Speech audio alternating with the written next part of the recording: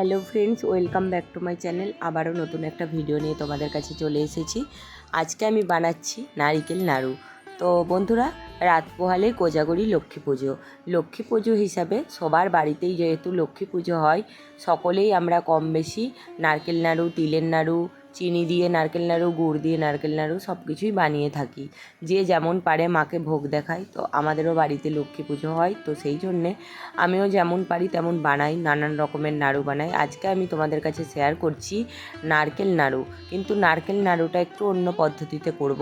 নারকেল নাড়ুটা আমি ক্ষীর দিয়ে নারকেল নাড়ু করব, ক্ষীরের নারকেল নাড়ু। তো চলো প্রথম থেকে ভিডিওটা তোমরা দেখতে থাকো।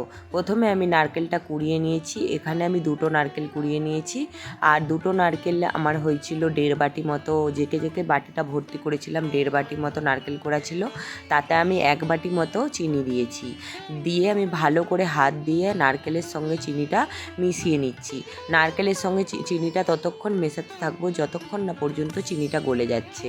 তো দেখো, চিনিটা মেশানোর পর এদিকে আমি ক্ষীর বানানোর জন্য, বাড়িতেই ক্ষীরটা বানাচ্ছি, ক্ষীর বানানোর জন্য আমুলের দুধ নিয়েছিলাম 500 গ্রাম।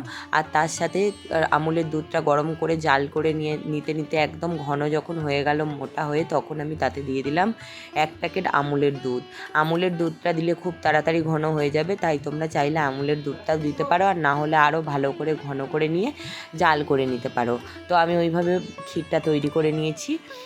আর এদিকে তারপরে যে নারকেলটা মাখিয়ে রেখেছিলাম, সেই নারকেল কোড়াটা কড়াইয়ের মধ্যে দিয়ে দিলাম ঢেলে। দিয়ে একদম লো টু হাই ফ্লেমে আমি এটা করতে থাকবো।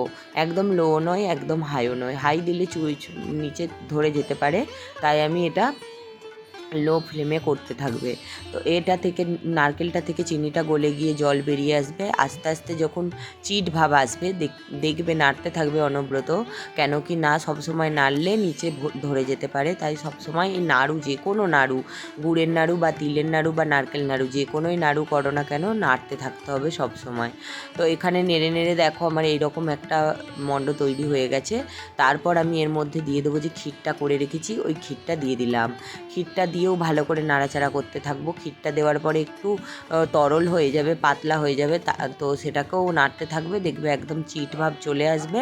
তো তারপর নাড়ুটা নামিয়ে নিয়ে হাতে পাকিয়ে নেবে। তো বন্ধুরা, নারকেল নাড়ু তো অনেক রকমভাবে করে খেয়েছো, এইভাবে ক্ষীর দিয়ে একবার করে খেয়ে দেখো, আর মাকেও ভোগ লাগিয়ে দেখো, খুবই ভালো লাগবে।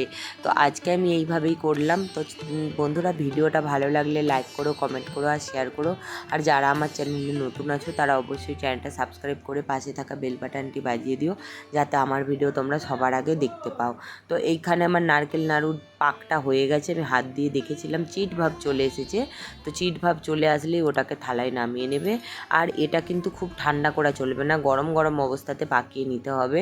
তো ঠান্ডা হয়ে গেলে এটার আবার পাকাতে অসুবিধা হবে, তখন গোল হতে চাইবে না। তাই এরকম যখন গরম থাকবে সেই অবস্থাতেই এটা পাকিয়ে নেবে। তো চলো বন্ধুরা, নাড়ুগুলো এইভাবে আমি গোল গোল করে একটা একটা করে পাকিয়ে নিই। এখানে দেখো প্রত্যেকটা নাড়ু আমার পাকানো হয়ে গেছে।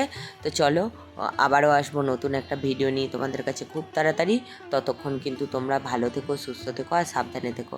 আর সকলকে জানাই কোজাগরি লক্ষ্মী পুজোর অগ্রিম শুভেচ্ছা। সকলে খুব আনন্দ করো পুজোতে, আর ভালো থেকো। তা চলো বন্ধুরা, টাটা।